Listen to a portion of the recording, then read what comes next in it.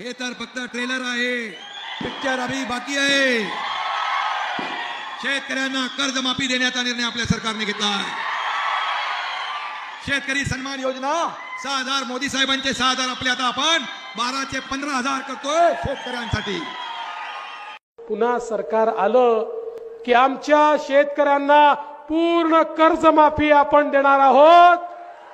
शेतकऱ्यांचा 7/12 करूया कोरा कोरा कोरा कोरा 7/12 शेतकऱ्यांचा करण्याचा निर्णय आपल्या सरकारने घेतलेला आहे।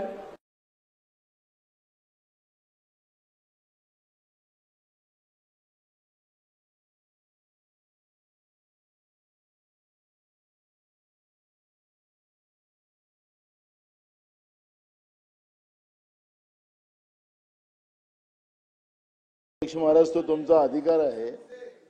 अध्यक्ष महाराज, अधिवेशन काळ चाललेला आहे आणि 22 तारखेला अध्यक्ष महाराज पहाटे 5 वाजता कर्जाला कंटाळून विष प्राशन करून शेतकऱ्यांनी आत्महत्या केली। अध्यक्ष महाराज, बाळकृष्ण अलोने निवेदनाची गरज नाही यांचं सोनी या गावचे तालुका लाखांदूर 2 एकर जमीन असलेला हा शेतकरी यंदाच्या खरीप हंगामात त्यांनी धान पिकाची लागवड केली असते।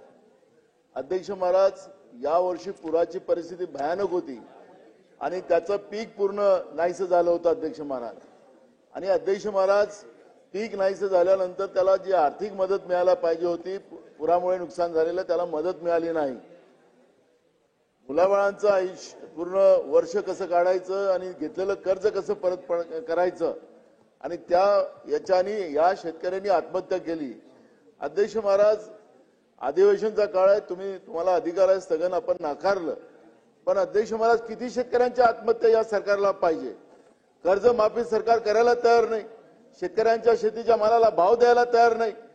रोज शेतकरी महाराष्ट्रामध्ये आत्महत्या करतात अध्यक्ष महाराज, आणि ही गंभीर बाब आहे, ही गंभीर बाब आहे अध्यक्ष महाराज। आणि या अन्नदात्याला या महाराष्ट्रामध्ये आता जगायलाच काही स्थान नाही, असा काही सरकारचा उद्देश आहे का?